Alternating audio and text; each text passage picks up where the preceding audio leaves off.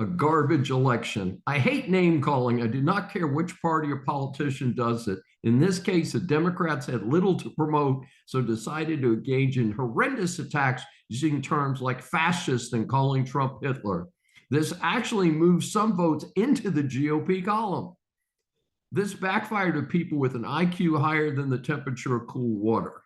It especially angered many Jewish people for obvious reasons. So much for the joy campaign, right? In a bitter irony, in the last days of the campaign, Steve Bannon was released from prison after serving 4 months for contempt of Congress.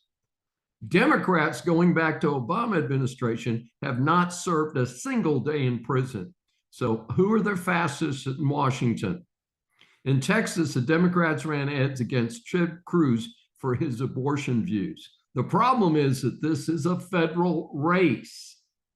That's right. Running for U.S. Senate is a federal race. Because of the Dodd decision, abortion is now state by state.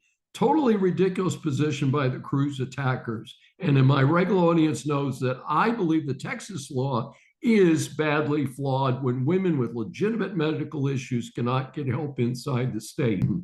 The life of the mother must always be paramount. That needs to be fixed at the state level, not in Washington.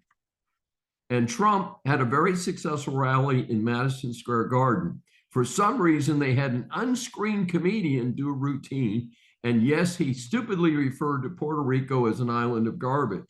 It was bad, and most GOP politicians distanced themselves from this remark immediately. In any event, good old Joe Biden makes a remark a couple days later referring to anyone supporting Trump as garbage. The Dems immediately tried to back it down, but the damage was already done. In the meantime, that bitter old biddy, the ultimate sore loser, Hillary Clinton, had to shoot her mouth off in a desperate attempt to sound relevant and sell copies of her useless book. Of course, this was on the Communist News Network, aka CNN. She compared the Trump rally to a rally by Nazi supporters in Madison Square Garden in 1939. However, she could indeed have compared the rally in Madison Square Garden to the 1933 rally by Jewish Americans concerned about the takeover of Germany by the Nazis. Trump referred to Harris as low IQ during the closing days of the election.